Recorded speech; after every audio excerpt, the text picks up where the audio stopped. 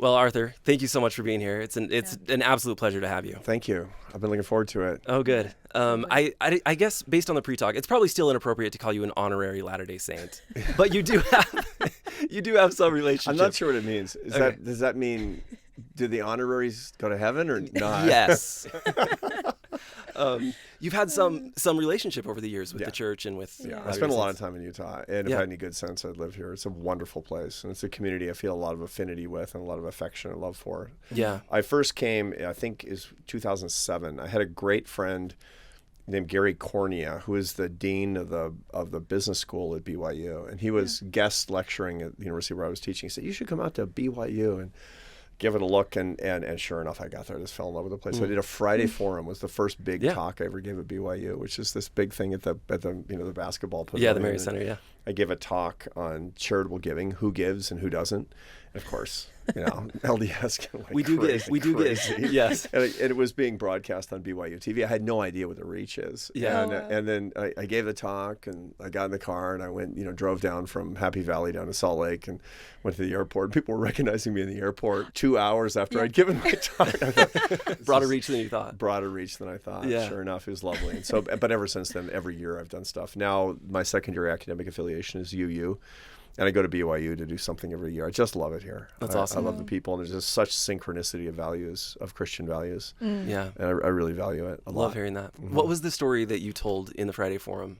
When this became like a chestnut, one of these things that, the stories that you tell every Thanksgiving, I just made the point that one of the ways that you can bring happiness to other people is through the example of your life. And I told the story of this later, not in 2007, but later, because at the 2007 visit, every time you go to BYU, they give you a lot of stuff, a lot of branded swag. Okay. And so it's shirts and hats and mugs, and they gave me this briefcase. It was a pretty nice briefcase. It said Brigham Young University on this briefcase. And I brought it home, and I brought all the stuff home and threw it in a closet. I didn't need a briefcase. And like a month later, my briefcase broke.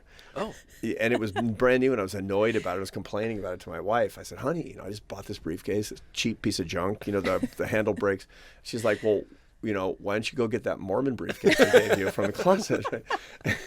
and I said, "I don't know." She said, "I think you're afraid people are going to think you're a Mormon." Oh my goodness. And I said, I was indignant. I was like, "No, I'm not. No, I'm." So I did. How dare you? I did. So I went and I got it, right?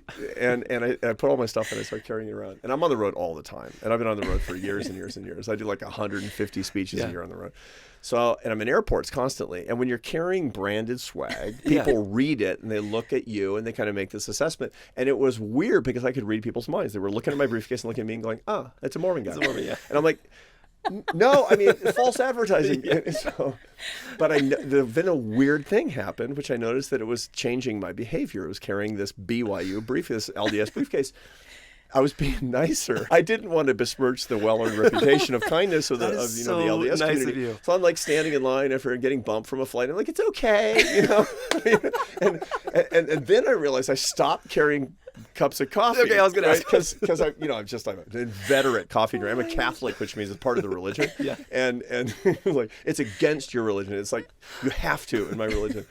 And I used to usually carry like venti dark roast from 20-ounce coffee. I didn't do it when I was carrying the bag because I didn't want some guy to go like, "Yeah, I saw this Mormon guy in O'Hare Airport." And wouldn't you know it, when he thought nobody was looking, he was in line to Starbucks. I didn't it wasn't right.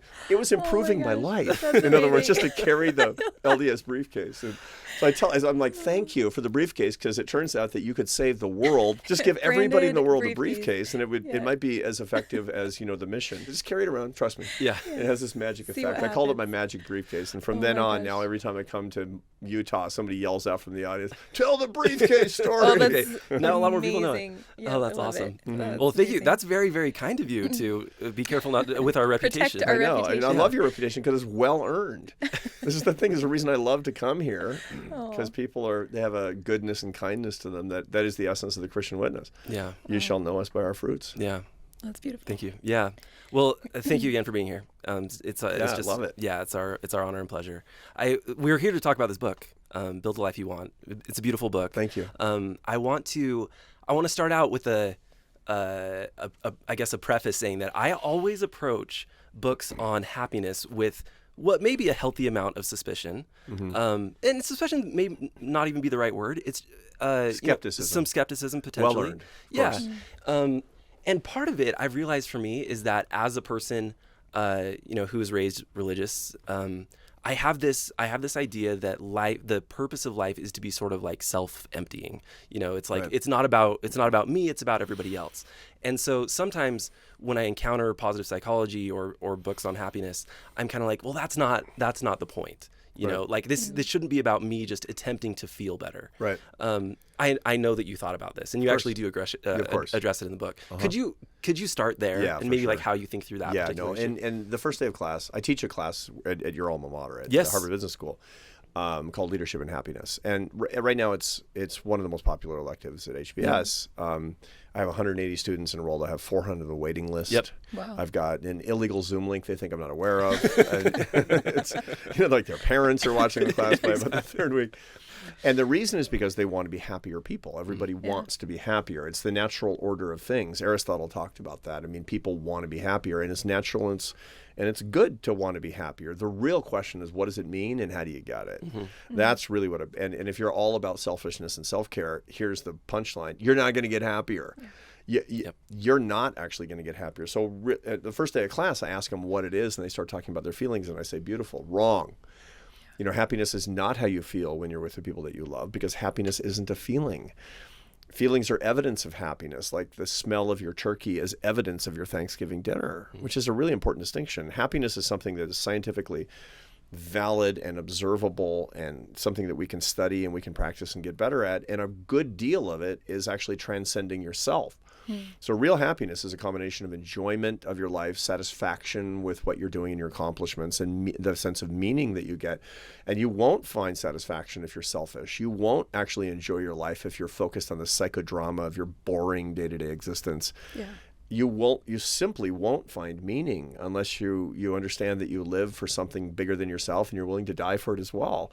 And so these are the things that I study scientifically in the neuroscience and social science worlds. That's what I teach. And so we get to the point that you've always learned as a Christian person and that we're trying to teach. You hook people in by wanting them to feel better. You send them out as apostles, helping other people to be better. Yeah. That's really beautiful. The other preface that feels important for this conversation is the idea of brain chemistry. Because my concern always when I start a book about happiness is like, how much agency do we actually have, though? Like, at the end of the day, doesn't this just come down to dopamine? And like, it is what it is. And these are ideas for getting some more dopamine flowing. But it makes me nervous that maybe we just have this baseline that we're going to always be pushing against. Yeah. And maybe you win the genetic lottery and you just feel like a happy person. And maybe you don't. And you're going to struggle your whole life. No matter what strategies you use. No, I hear you. And there is a genetic lottery. There is absolutely 50% of your baseline mood levels. That's how you feel when you wake up most mornings. That's actually genetic. I mean, your mother literally made you unhappy. Sorry. Or happy. You mentioned that you're not naturally, no, a happy on the contrary. person. I study happiness because I'm not a very happy person naturally. I had very, very gloomy parents and gloomy grandparents. And I needed to understand how to get better at the skill of developing the habits to improve my circumstances and to manage my genetics. So there are genetic correlates to it. About 50% of your happiness, your baseline mood level, which is different than your happiness. Your mood is not your enjoyment and satisfaction and meaning.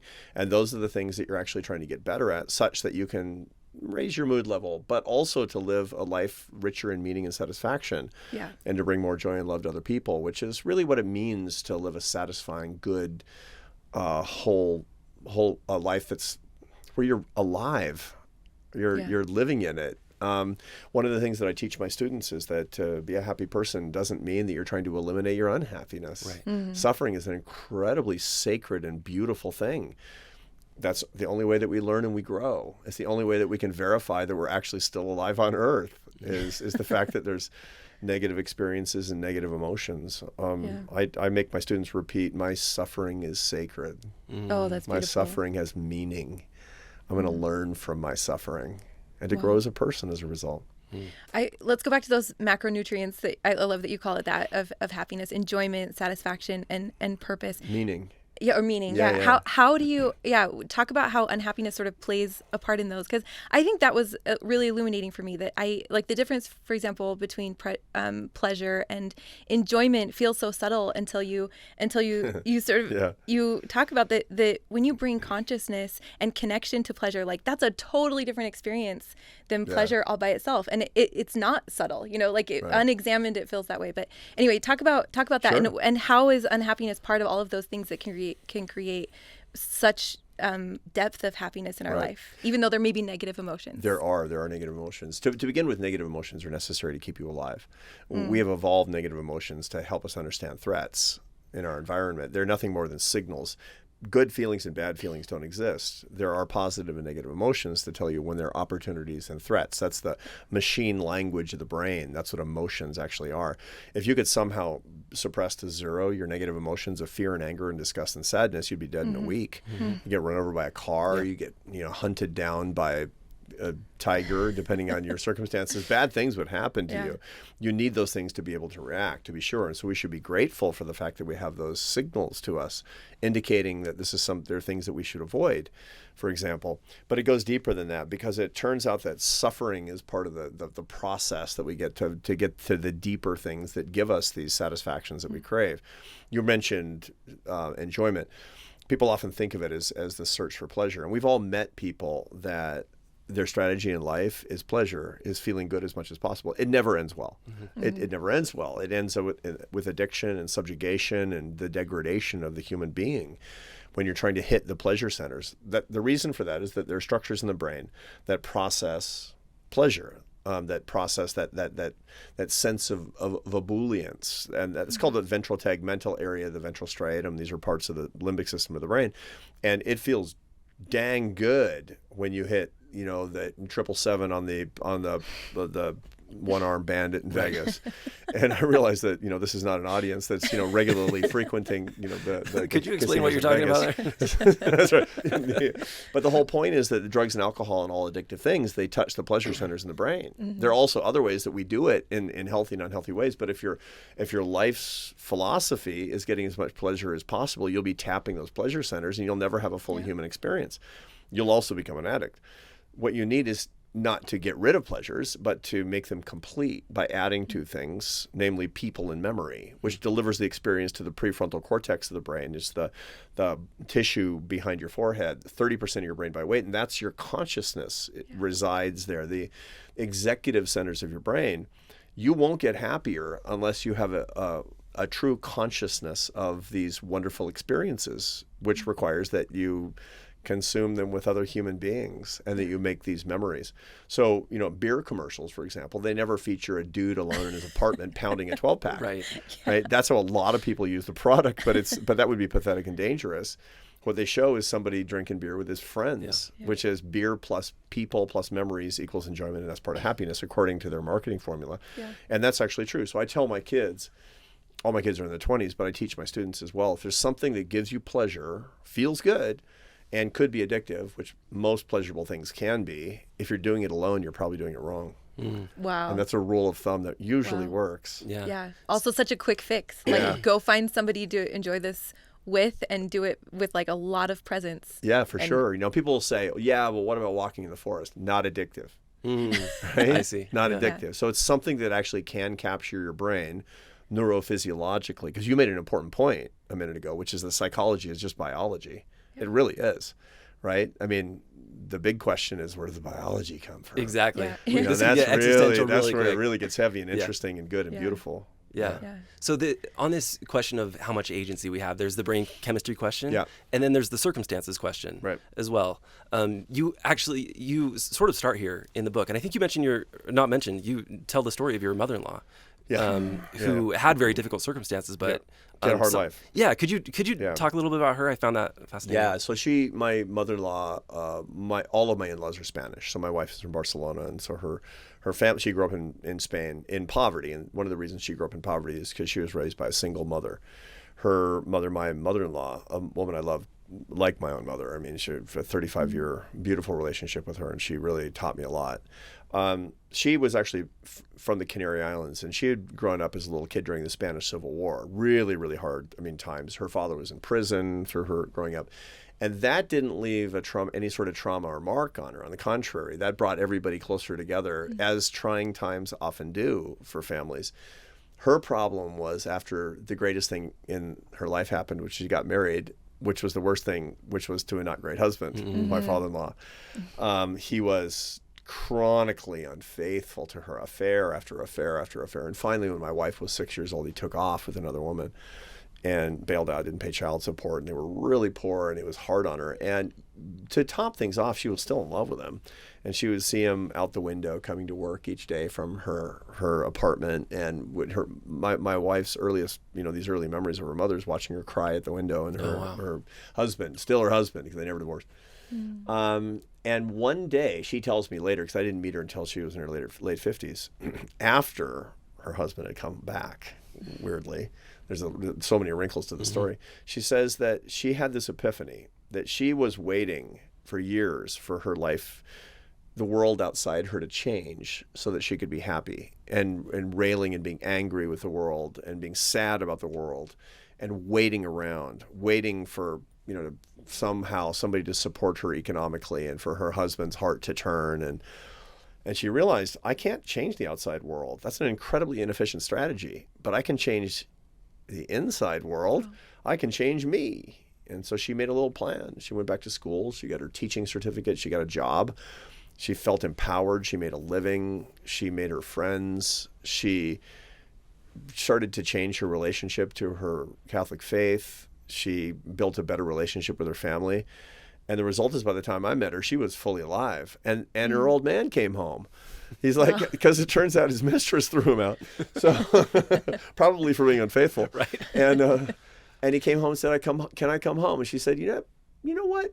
Yeah, but not the old way. There's going to be some new rules around here. And the result was that they had a very beautiful relationship from then on, where she was empowered. She was a modern person, and she was not a claimant on his time and on his resources. On the contrary, she made her own life, and for the rest of her life, she said, I'm in charge. I'm in charge of this. By the time at the end of her days in her 90s, she was bedridden, and she was happy. And the reason is because she was in charge of her own happiness. She was the manager of her own emotions. It was extraordinary. Most of us are not that strong or wise. And so the result is, I have to go get a PhD to figure out how to do it and write books. When people get this really wrong and think that their circumstances need to change in order for them to be happy, what types of circumstances do they try to change most commonly? They try to change their health, obviously. They try to change their finances. When they're trying to, if they're waiting around, what are they waiting for? More money. They're waiting around for better health. They're waiting around for their marriage to mysteriously get better. They start to wait around for their kids to stop being, rotten. They start waiting around for people to stop, treating them with disrespect. They start waiting around for their boss to be a little bit nicer. And you're going to be waiting. It's like, still waiting is going to be written in your tombstone, is the bottom line. When they're taking control, they'll look at each one of these things, and they'll do what they need to do to improve the relationship with their children, to take control of their marriage with the levers that they actually can take control of. They'll make their work relationship better, get a new job. They'll go to the gym and eat right. That's the kind of things that they'll actually do when they're in charge. Wow. Yeah. I love, Oprah says in one of these notes that she writes in this book that this book really is about becoming happier, not achieving something. It's about it's really about this progression, this movement towards something new and better, and happierness. Happiness. Yeah. That's her. That's her neologism, actually. So she asked me. We were working on this book at her house in California, and it's great, for days, and it was very intense. We were structuring the whole thing. She's like, "Give me this straight. The goal isn't happiness." I said, "No, because you can't achieve happiness. I believe that you can. It's called heaven. I believe I'm going to die and be with the Lord. That's happiness. But on this earth, you're going to have negative emotions because you need them to stay alive, and negative experiences because they're inevitable, and you need them to grow and change." Yeah. And so the result of that is that perfect happiness without any problems is never going to be in your future, in your earthly future. So she said, so the goal isn't that because you can't get that. I said, right. She said, so it's not a destination, it's a direction. I said, correct. She said, so the goal is happierness. Oh, wow. I said, that's like 30 years of my career. And it's like, you figured out like 5 minutes. Oprah's good with words. Yes. Yeah. No, she is. She's I love good it. with a lot of things. Yeah. How cool. Yeah. So my favorite part of the book was this whole chapter about metacognition and figuring out how to manage your emotions when they're negative. Because, who among us are our best selves when we're feeling extreme negative emotions? But so I think my question for you really is, what's the difference between managing emotions versus resisting or ignoring or suppressing emotions? Because I know that doesn't work. Yeah, it doesn't work, except that that's what everybody's trying to do all the time. And that's what a lot of the mental health industrial complex is dedicated to doing for young adults today. One of the biggest problems that we have is that we're telling young people if they're sad or anxious that means they're broken or defective. Wow. And that we need to treat it right now.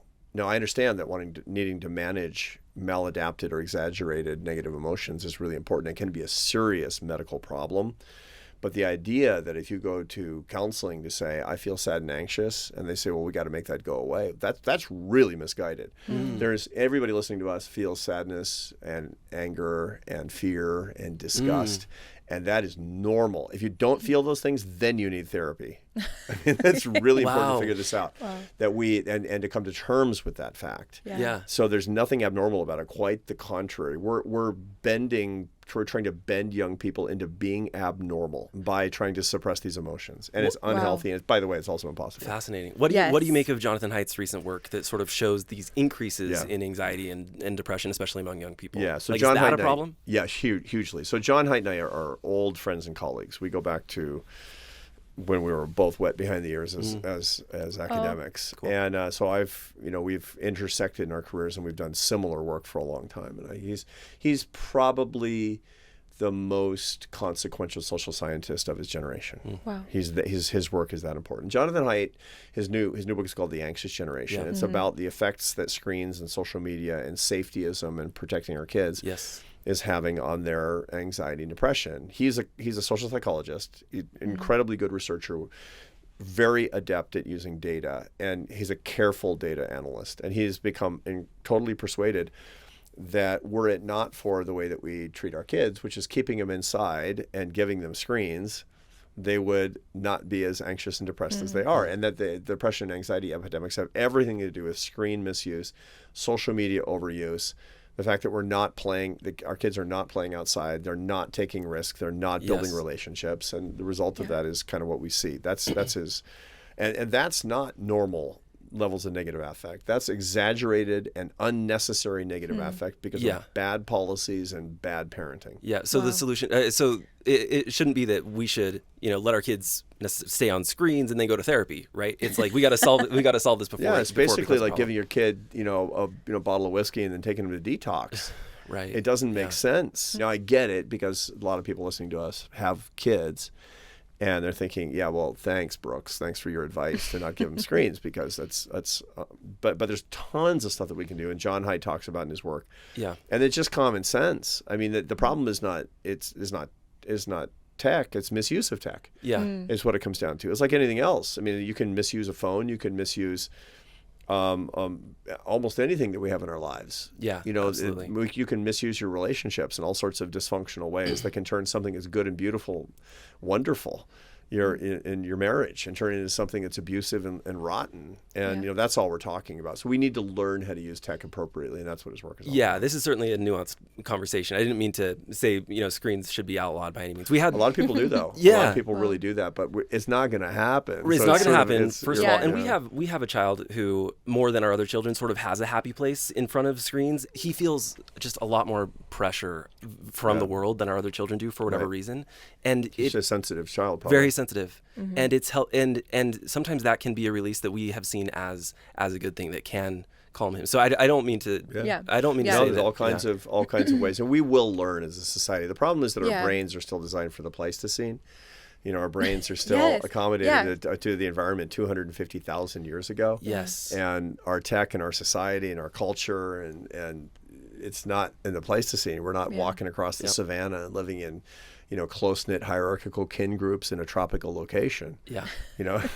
That's just not the way things are working. And so the result is we have a hard time accommodating ourselves to this blindingly fast pace of technological change. Yeah. And this is a good example of that. Yeah. So what does healthy emotional management look like when let's say you're in the realm of normal, but like you're noticing, when you feel extreme anger, and maybe it's healthy anger, it's a signal something really is wrong. Right. What is it? Like it's such an uncomfortable place to live in. What does healthy management look like? Healthy management is actually moving the experience from your limbic system into your prefrontal cortex. Now that's a wonky, nerdy way of saying, be conscious of your emotions and understand your emotions. The unhealthiest way that you can deal with negative emotions is not to deal with them, but rather to just react all the time. And we all know people who react a lot. You've had 4 kids, I've had 3, and kids are highly reactive. I mean, they're upset, they scream, and you always say the same thing. Use your words, use your words, which you're basically saying, stop being so limbic. Start using your prefrontal cortex, which would be bad parenting. That's actually how I talk to my kids. But, grow up with a scientist. Right, exactly. You get science, around the dinner table.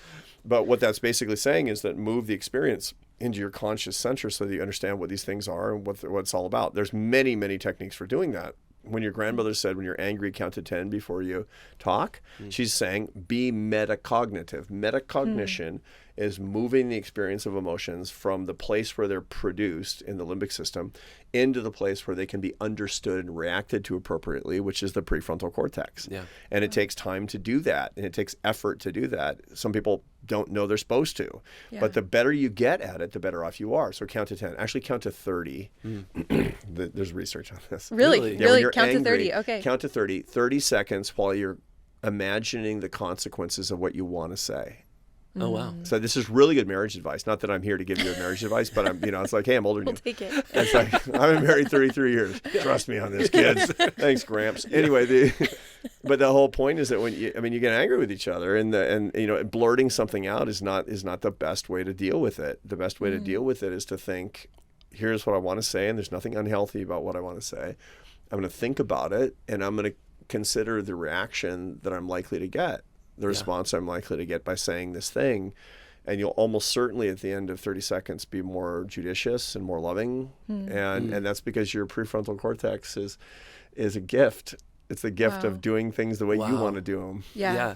So that's a super helpful script to follow for anger. Could we do one for fear? Yeah. Let's say, there's so many different ways that fear can come into your life. One that comes to mind for me is that I'm an entrepreneur by trade, and sometimes we'll see a move a competitor makes that's just like, oh, shoot. You know what I mean? And when you're in startups, it feels like you're always on the edge of a cliff. This may work or it may not. And the consequences of it not working could be drastic for you or for your team or whatever. So like when you're feeling, and that's just one example of so many. But when you're feeling fear, that negative emotion in the limbic system, what's the script to follow when you bring it into your prefrontal cortex? You understand it and you can react appropriately to it. So what happens is that when you're feeling fear or anxiety, which is just unfocused fear, that's all anxiety is. Oh, wow. When you're not thinking about what the source of it is, you'll catastrophize automatically. It's like, I'm doomed. And if it's unfocused, you have all kinds of catastrophes to choose from. Totally. And you see them all at once. Unfocused fear just means that you're lighting up, your amygdala is highly active, which is the part of the limbic system that's engaged when there's a threat, and that leads you to fight or flight. So fear and anger is adjudicated through that part of the brain. And what will happen is when you're in a highly stressful situation, like being an entrepreneur or raising teenage kids, these are both highly stressful situations, you're getting the stress response, which is your adrenal system reacting to the perceived threat from a signal based on your amygdala, which sends a signal through your hypothalamus to your pituitary glands in your brain, then sending a signal to your adrenal glands sitting above your kidneys. If it's an acute threat, then you're going to feel adrenaline. In 74 milliseconds. It's just unbelievable. You jump out of the way of the car. Out of the way, yeah. But if it's something that in a few minutes it's going to start stimulating something in the outside of the adrenal glands called cortisol in the cortex of the adrenal glands. And this cortisol is the stress hormone that keeps you alert. It keeps you engaged. And what will happen is if you're doing something that's chronically stressful, like you have a really stressful relationship or a really stressful job, you're going to get a drip of cortisol all day Constantly. long.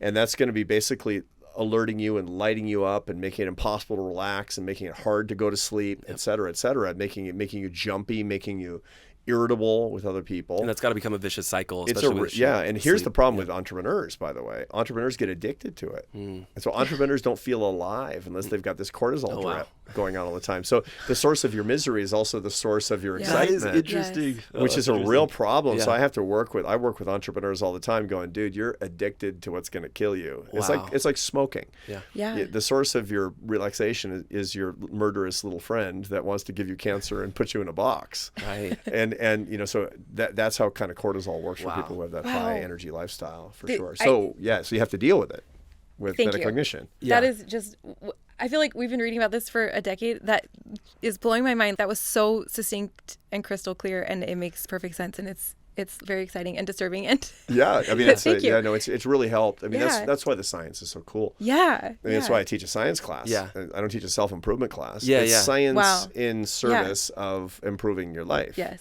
It's sort of running the seam between self-improvement and pure science. It's like bringing science to the Yeah. public. Yeah, in Where a it's totally very other way. useful. Here's how you can use it. I mean, Yeah. I write this column in the Atlantic every Thursday morning Yeah. about science for non-scientists. So I get this audience of 500,000 people that Yeah. get to read about it. And okay, I'm thinking every week, is it useful? Yes. Is it understandable? Is it entertaining? Not how smart do I look? Yeah, totally. Yeah, I mean that's what I think. That's why we love the book so much. But like you have to finish the story. Like, what Yeah. do you do when So you're what do you addicted do? to Yeah, cortisol? What do you do? Like, Okay, unfocused fear is not natural. It's and the Pleistocene. really? Yeah. There's no reason. There's no- well- anxiety does not make sense. Well, it makes sense in the current environment, but it's not natural to our habitat. So Wow. humans are Focused built. fear, yes. Focused fear for sure. Yeah. And the Yeah. reason is because something's chasing you. Yep. Yeah. Fear is supposed to be intense and episodic and infrequent. That's the way fear is supposed to work. Your amygdala is supposed to be mostly very quiet. Wow. You're not supposed to be getting adrenaline shots that makes often. sense. Yeah. But in Oh modern my life, gosh. you know, where it's like there's always like a tiger creeping up on us. Yeah. Always Yes, creeping up always on us. creeping. Yes. Yeah. Because we created it. But it's dumb stuff. And like, it may not ever actually pounce either. It's no, just no, I mean, always it's- creeping up. or Yeah. maybe it doesn't even exist. It's Yeah, social yeah. media. Exactly. Like, so Twitter, for example. I mean, I was talking to a guy who's got a big social media following. He's like, every time I open Twitter, I feel my chest tightening up. Now, the chest Yes. tightening up, that's a stress response, right? And that's because know it well. he thinks he's reacting as if there's a predator with Twitter. Wow. Twitter literally doesn't exist when you don't look at it. It's two-dimensional, which means it turns sideways and disappears. Oh, wow. Wow. Turn off the app. Yeah. Wow. It doesn't exist anymore. Yeah. It's like, oh, they might show up at my house. No, they're not going to show up at your house. You're just worried about what somebody's saying about you on social Yeah. media. I mean, Yeah. it's absurd how much importance we endow it, but it's neurobiological why we do that. That's the way that works. So the way to deal with this is to make everything conscious, everything conscious. I have lists of things I'm afraid of. So number one, when I'm feeling a lot of anxiety, which is frequent given what I do for a living, I'm thinking, I'm just really anxious. What is it? What are the 5 things I'm most anxious about? And I'll write them down. Now, what am I doing? I'm bringing the experience from my limbic system to my prefrontal cortex. Because you can't actually write something down and have a pencil in your hand with a piece of paper when it's still sitting in your limbic system. Your limbic system Yeah. can't write. It's a caveman. Right? Your evolved most human brain is in the front of the neocortex of your brain behind your forehead, and that's what you engage when you write stuff down. That's why journaling is so keeping a diary is so emotionally healthy. Making lists of things that are bothering you, writing down your emotions will bring them where you need them such that you can manage them. I also advise that people write down their anxieties such that they'll focus them. And if they're really scary, okay, feel the fear. Then react the way that's appropriate for you to react when you feel the fear. It's never something you should be afraid of. Yeah. It almost never is. Like, why am I feeling so anxious? Oh, I know, because there's an axe murderer in my house. No. Yeah. No, that's actually Yeah. not happening. Wow. Oh, that's Yeah, so interesting. So Okay. fear lists, disappointment lists, this is the way you deal with a lot of aversive emotions, is you make them conscious, you make them specific. Yeah. Then with things I'm afraid of, I'll take the next step. I'll say, okay, what's going to happen here? Best case, worst case, most likely case. If the worst case happens, what would I do? What would I do?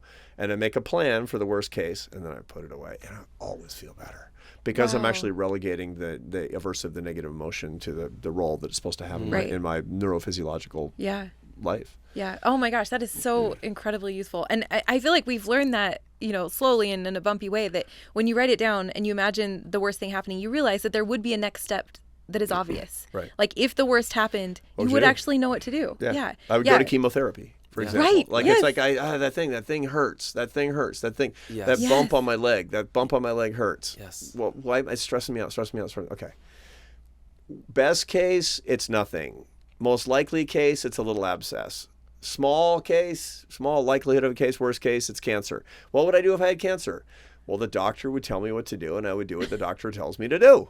That's what I would do. Yep. Right? And it's, you say, okay, I got it, but I have it. There's a plan of action, and all your brain wants is a plan of action. And the problem is that when you're catastrophizing, things aren't concrete. Then you really have ghosts in the machine, and that's a big, big problem for your happiness. Another way to do this, by the way, the most effective metacognitive technique is not journaling. It's offering up prayers of petition.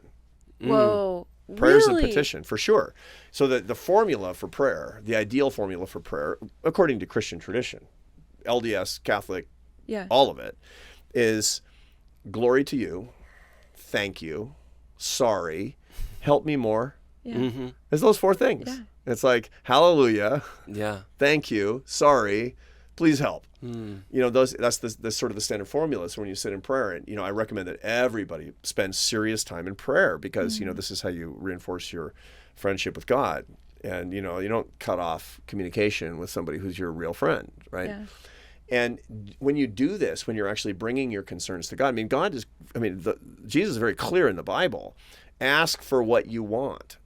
Okay, if you're going to be a knucklehead and say a boat, woe be unto you, right? It's like, okay, idiot, if you're wasting your time in prayer, right? But if you're basically saying the things that you really care about, like a better relationship with my brother, like a sense of, finally, I just want to have a feeling of peace in my life. When you're offering up those things in prayer, you're articulating them, and they're no longer ghosts in the machine. You're bringing them to your prefrontal cortex. It's like I'm freaked out. My limbic system is going bonkers.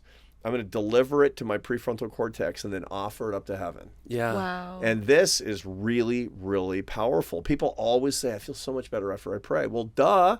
Yeah. Neuroscience, man. Oh, wow. That is really interesting. And it seems like I'm interested in the fact that potentially both ends of the spectrum work here, in the sense that yes, you can articulate it, verbalize it, and offer it up to God, or you could, in another way, potentially not verbalize it at all and do some form of contemplative prayer that sort of rids your brain of the thoughts at all. Do you know what I mean? I do, although there's really two kinds of...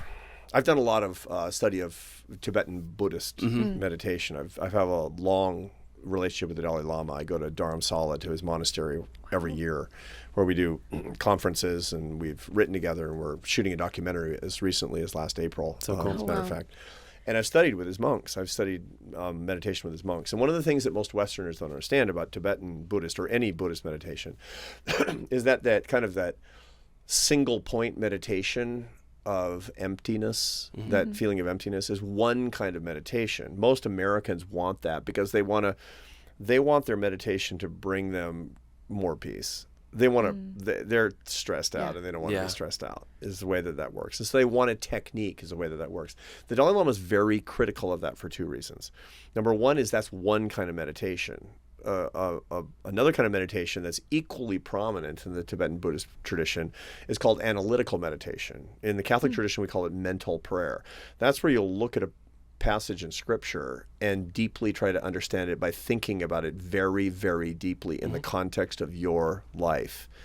In other words, you open, open the book of Helaman and say, okay, Wow. What is it? What does That's it a mean? deep reference. Well done. I like the book of Helaman. It's really, really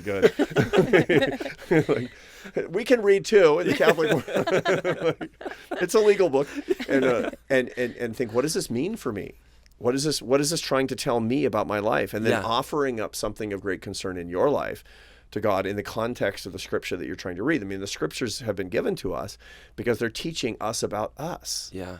Often through the experiences that the prophets had, or that the apostles had. at different times in history, or that just the basic parables that Jesus is telling. And so that kind of analytical prayer is super valuable, and that's all in intellectually. You're not spaced out at all. So the Dalai Lama says that Americans often forget that. The second thing that the Dalai Lama is critical about is he says that most Americans who practice Buddhism, they just want to feel better. They want to feel better. The point is you not feeling better. The point is you making other people feel better. That's the point of Buddhism. They believe that we have life after life after life after life, that life keeps recurring until we reach the point of enlightenment. And that's called to be a bodhisattva, one to have a Buddha nature. At that point, bodhisattvas, people who have this, elect whether or not they're going to come back in future lives, or whether or not they're going to stay dead. It's the most different religion, Buddhism, than LDS, by the way. Why? Because the point for Christians is to not stay dead. Right. Yes. The point of Buddhism is to stay literally dead, is to not come back. That is so interesting. Yeah. But so that's more than a detail. But the Dalai Lama's point is that you can't achieve a bodhisattva nature. You can't.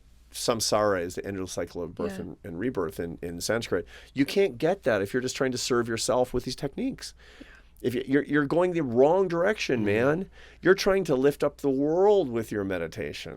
Is what you're trying to do. So there's two mistakes that come from this kind of spaced out single point meditation, to be sure. What do you think about another concept in Buddhism that I feel like has been really beneficial, and maybe just a piece that I felt like was kind of missing from my spirituality, was this idea of radical acceptance. And so I noticed in myself that petitionary prayer felt like the opposite of radical acceptance. It was where I would sit and think of all the things that I was resisting and hope that they changed. And so I felt like in Buddhism, it felt like a real contrast, that it was just this constant choosing to accept what my life is bringing. And I still have a hard time sort of negotiating what I even mean to do when I pray. I know this is common, and I understand exactly what you're saying. So one of the ways to think about that can be quite helpful is that Jesus gave us a prayer. He gave us the perfect prayer. We call it the Our Father. You call it the Lord's Prayer. Yeah. And the key point in the Lord's Prayer is thy will be done on earth as it is in heaven. Your ultimate petition is that thy will be done, not mine. Yeah. So this is it. It's like, I want a boat, Lord. But if you don't want to have me to have a boat, I don't want a boat. That's basically, that's a trivial example, but you get the point that I'm trying to make. And so for those of us that are worried that we're trying to bring too much of our own will to something, is to focus more on that critical phrase in the Our Father, is thy will be done, thy will be done, thy will be done. So there's this beautiful passage in the Annunciation. The angel Gabriel comes to the Blessed Virgin Mary, and he says, "Guess what? I got news. Right? You're going to be the mother of Jesus, right?" And you know what she says in the Bible, in the Gospel of Luke? It says, "Be it done unto me according to thy will." Be it done unto me according to thy will. So this is a great petitionary prayer for all of us to say again and again and again. Be it done unto me according to thy will. Yeah. And just say it again, and say it again, and say it again. Yeah. Right? And that's my petition, is that his will be done. Yeah. Thank you. Yeah, that's fascinating. That's helped me a lot. Yeah. Because, I'm such a willful jerk. I'm just such a sinner, Yeah. Yeah. I've always assumed when we talk about petitionary prayer, like, how could it be anything other than the petition for my own will? And this is such an interesting way to flip it around. Right. Totally. Yeah. Totally. I wonder if we could get into sort of the four, I don't remember exactly what you call them, the four areas of your life that one maybe needs to get in order to, and I'm trying to be very careful with my words here, but I don't know if experience happiness is the right way to say it. Yeah.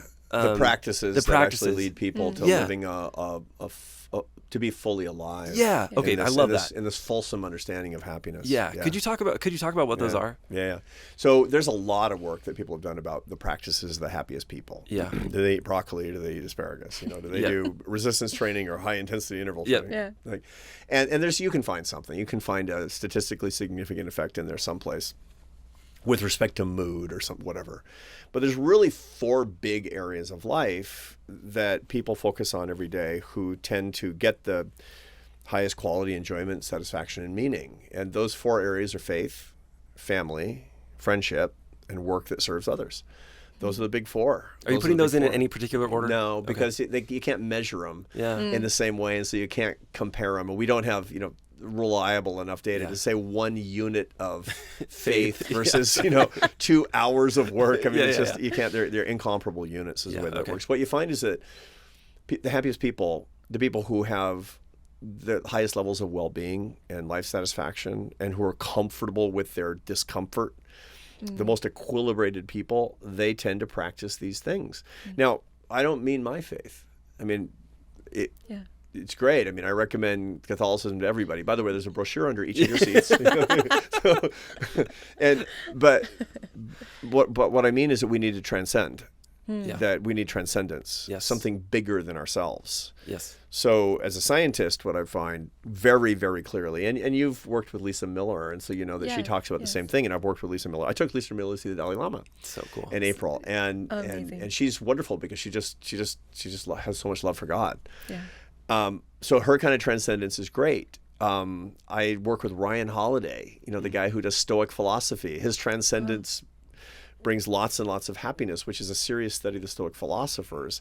I know people who talk about the Brahma Muhurta, which is in Vedic philosophy, the creator's hour. It's an hour and a half before sunrise when it's cool and dark, and you walk without devices, and you hear the crunch of the trail under your feet, and you understand life more. I know people who study Johann Sebastian Bach's great fugues for transcendence. I know people who've practiced Vipassana meditation, and I know a lot of people like the three of us who love the Lord, but you got to do something. That's what I mean by faith. Yeah. That's what I mean by faith. And again, I'm not a syncretist. I'm not everybody's. It's not all this. It's not all the same. But my point here is not the metaphysics of what's correct theologically. My point is what actually brings people a lot of the worldly happiness that we're seeking. Yes, we're finding that. So that's the first big one. Love that. Go ahead. Go ahead. Oh, I was just gonna say I love the way that you articulated that, because these paths are clearly not the same. No. But I've noticed that in the people that have that particular, like Lisa Miller, for example, like even though we come from completely different traditions with completely different belief systems, like our hearts, are able to meet. And even though you're on a different path, it feels like at some point the path intersects. It does. And what all of this has in common is stop worshiping yourself. Yeah. It's one of the things that the modern world, it leads to a lot of misery because it has a formula. It's really misbegotten. It says, love things, use people, and worship yourself. That's the modern formula for life, right? I mean, go use the love things, love things, love things, love things. Therein you'll find your bliss. Use people for your gratification, for your advancement. And worship yourself because you're the center of the universe. And people worship themselves constantly. The more that you think about yourself as opposed to putting God and others in your life, you're worshiping yourself. And the right formula just kind of changes the nouns around and verbs, which is to use things with abundance and joy, love people, and worship God. Wow. That's good. And just it's 7 words. Yeah. But it 6. I was like, wait a second. Yeah, that's right. 6. Wow. Yeah. Okay. I want to ask you about families. You have this really beautiful section about building an imperfect family. Yeah. And which they all are. Yes. Yeah, of course. And when you broadcast out to the neighborhood, is I was like, "Oh, my kids are so great," and inwards like the Christmas rotten card. little, Yes, Exactly. the Christmas card. Yes, little ingrates. Yes. So I want to talk to you about a particular type of conflict, because you touch on it in the book, and this is something that's very alive right now in our community, and there will definitely be people who are listening who are kind of in the middle of this, figuring this out, and that's when someone in your family leaves your faith, and where faith is so central that can feel really disruptive to a family, and you talk about a values breach, and maybe that fits into this concept of a values breach, maybe it doesn't, but I think that's what I would love to hear from you, like how does a family cope when you start having mismatched expectations about what you want from each other? And we're not to put too fine a point on it. When your adult kids stop going to church, Right. That's kind of what we're talking about here, right? Thank you for not dancing around. I mean, you were really eloquent about it, but I mean, this is what a lot of people are worried about. Yeah. You know, this is something that, you know, I have adult kids, and people ask me this all the time in Christian communities and other religious communities and Muslim communities. The same thing. It's like, so first back up. You know, for a lot of people listening to us, they have little kids. Right. And so there's no values breach yet because they're like 4. Yeah. And the values breach is I ate the cookie when I shouldn't have eaten the cookie. Right. Right. And so there's nothing about, you know, rejecting the faith or having a behavior that's inconsistent with what we believe is God's will. So let's back up a little bit. I've done a lot of work on how, and people ask me all the time, what should I do so that when my kids grow up, they go to church?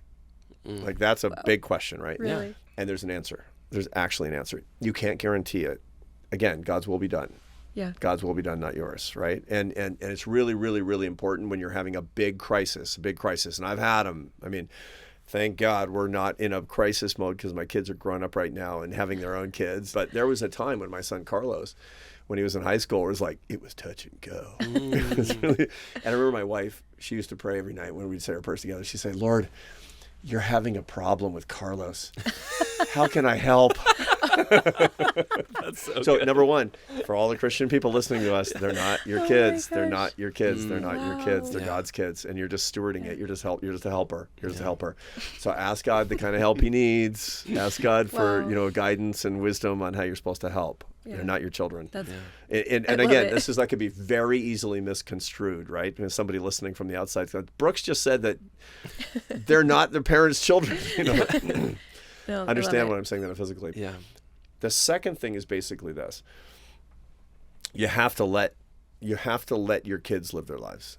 You have to let your kids live their lives, and you have to love them. So there should be nothing that your kids do. Robbing a bank, you should still love them, right? There's nothing your kids should do that should put your love for them in question, and they should know that. They have to know that. That's really important. That's really important for the relationship. That's what it means to be unconditionally loved. Right? So that means that's a contract for life. I realize that in your faith, that's a contract for the supernatural, right? We're not so sure. In the Catholic faith, as my wife says, don't forget in heaven, we don't marry or given up in marriage. I'm like, what do you mean? Are you going to act like you don't know me? We've got a solution for you. It's like, I kind of get the feeling like you're waiting this out. It's like, I think I'm going to become LDS. I was gonna say. you're stuck with me, man. But that's really, really, really important because that gives a sense of security to both sides. That's Yeah. the safety net for both sides. Yeah. I love you and you love me. And I don't care if you're a Marxist. I still love you. I don't care if you vote for that guy. I still love you. I don't care if you reject the faith. I'm not going to like it, but I still love you. Yeah. Nothing you can do is going to break that sacred covenant. Yeah. That's super important that they actually see that. Yeah. Then the other thing is to you don't like what they're doing because a lot of people say their adult kids are living in a way that they disapprove of. Yeah. Right? Okay, I disapprove of the way that you live, but I'm not going to tell you that you're a bad person because of your values. That's a values breach. Okay. Okay. Yes, say more. Because I think that gets so tangled up. Like, it's so hard to not see behavior as the values breach Right. all by itself. Yeah, so yeah. can you and I recognize, like, from the studies that you mentioned, that really is all the difference. Like, there is really a difference between behavior and values. And is a difference in values a values breach on its own? And it sounds like it's not. Well, a difference in values is not necessarily a breach insofar as that you create the breach by saying that a breach is in the relationship. Yeah. Is what it comes down to. So here's the classic problem that happens. Junior goes to college. Hey, hooray, Junior got into Harvard. Yeah, that's so great. Well, Junior comes back after his first semester saying some pretty crazy things. Right? Like, I don't want to be a Mormon or whatever, right? I get it. And if you're really mature about it, you'll say, I love you, we'll see. I love you, you'll see. And it's really hard to do that. It's really, really hard to do. But the classic thing is that somebody comes back from college spouting a bunch of things that sound like nonsense to the adult kids, to the aging parents. The parents react badly to these behavior, these idea differences, which are often behavior differences. They're living in a particular way, et cetera. And then the child creates a values breach for the parents. That's usually how it happens. And so it's behavior, reaction, values breach. And that values breach can create a rift in the relationship that can last years, decades. Yeah. Don't let it happen. The breach meaning specifically, it's not just a change in values. It's I reject my family. It's I reject. Yeah, because you your don't values. accept the thing that I'm doing. I reject your values, which are central to who you are as a person. Yes. And so I can't. So it's really interesting. You see this a lot. So kids come back and they say, I was raised in a Republican home. And they come back with really liberal values from college for the first time that they're experimenting with because of their Marxist basket weaving class or whatever they're taking at the time. And they say, Dad, and they say the parents are offended by this, and they say it's because Dad, you're a racist. Yeah. You're just a racist, right? And you know what? I can't have dinner with a racist, so I'm not coming home for Thanksgiving. That's a values breach. Yeah. Okay. And that's how that works. It's a huge mistake on both sides. It's a huge mistake. And so parents usually who are supposed to have more composure because they've been on the earth longer should not let it get to that particular point. And the way to do that is when your kids have ideas that you find obnoxious, you listen. Say, tell me more. You listen. Say, tell me. You say, of course I don't agree, but I think it's pretty interesting what you're saying. Of course I don't agree. I'm not going to lie to you and tell you I agree, but tell me more. Tell me more. Huh? Wow. Does everybody think this? Yeah. Do all your friends think this? Yeah. Is what it comes down to. When there's behavior, it's harder, right? When there's behavior that's not consistent with the faith, that's harder. And that just means that you got to offer it up and ask for more grace and more strength. Yeah. And it comes back probably to managing your emotions, like walking through your own fears so that you can stay present in those conversations. Say, I disagree with what you're doing. I still love you. Genuinely. Yeah. Like I genuinely, I love you and I want you here. And withdrawing love is the wrong response. Yeah. On the friends section, what stuck out to me the most was the distinction you made between deal friends and real friends. Right. Would you talk about that? Yeah. So one of the things that we find that's really interesting is that, and sad, is that there's a loneliness crisis in this country because more and more people say that fewer and fewer people know me well. In the era of social media, that makes sense because social media friends are not friends. Right. They're not friends in any classic sense. And our brain can't process them as friends. We don't get the neuropeptide oxytocin. We only get it from eye contact and touch. You don't get it from social media relationships. You get no oxytocin from social media contacts. So when you're lonely, I've never heard that. I haven't either. Yeah, that's why. So what you want, it's kind of like being hungry and then going to McDonald's. Once in a while, it's fine. But if you get all your meals at fast food joints, you're going to become both obese and malnourished at the same time. Social media is the fast food of social life. You're craving oxytocin, which we need to be in equilibrium and to have joy and happiness in our life. We're built that way so that we'll have relationships with other people, so that we know our kin and they know us. This is the integrity of our families and communities is dependent on this. That's why we've evolved this oxytocin, this love molecule in our brains. And so when we're really lonely in modern life, where we're quite isolated, more than 50% of American adults is unmarried. And this is the first time, only about 5 years ago, was the first time we'd actually crossed that threshold. Lots and lots and lots of singletons, lots and lots and lots of people living alone. And when you feel that natural loneliness that comes from a lack of oxytocin, you'll go to the fast food joint, which is Facebook, which is Instagram, and your friends, and you'll binge on that. The problem is you'll get lonelier and lonelier and lonelier because they're not real friends. The other problem is that a lot of people who are really ambitious, they're surrounded by people in their work all day long, people who need them, people who find them useful. Those are deal friends. Yeah. And deal friends aren't real friends either. So virtual friends are not real friends, and deal friends are not real friends. This is the used people. Exactly right. Yeah. And again, I'm not saying there's anything wrong with deal friends. I have lots and lots of deal friends, and I like them. But I don't know when their kids' birthdays are. Right. Yeah. I don't know how the quality of their marriage. I don't know about their religious beliefs. I do with my real friends. I mean, my best friend is a guy in Atlanta named Frank, and Frank and I talk, and we talk about our Christian faith, and we talk about our grandchildren, and we talk about all that stuff. We don't talk about work that much at all because we don't get to it. We talk about the real, not the deal. So, and the key thing to keep in mind is that deal friends are very useful, and that's fine, but your real friends are useless. Beautifully useless. Yes. Cosmically useless. Yep. Oh, I love that. Not worthless. I mean, I've got those too. Yes. Yeah. You need people who just love you. Is what it comes down to. And there's less and less and less of that in American life. Wow. Yeah. Oh my gosh. Thank you so much. I know we need to start wrapping up, but maybe we can close. We've touched a little bit on love, but I wonder if just generally, if you could leave us with what you've learned, what this project has taught you about love. Yeah. Remember, we had 4 things that the practice of the happiest people are faith, family, friends, and work. Those are just categories of love. Love of God, love of your family, love of your friends, and love that you express toward everybody else in the way that you earn your daily bread and serve the world. This is the empirical regularity in all of the research about happiness. It's the one thing that's true and the one thing that you need to know. All of the studies keep coming back to it again and again and again and again, is that if you're going to do one thing, love more. If you don't know what to do because you're having trouble with your family member who's behaving in a way that you think is inappropriate, love more. Whenever you're in doubt, love more. And how do we know this? I mean, we know this from all of the studies that show that, for example, when couples are struggling, when they feel avoidance toward each other, when they learn how to practice approach notwithstanding their feelings, that's a stronger couple. In other words, you're really bugging me right now. Bring it in. Right? I send my wife flowers when I'm really mad. Right?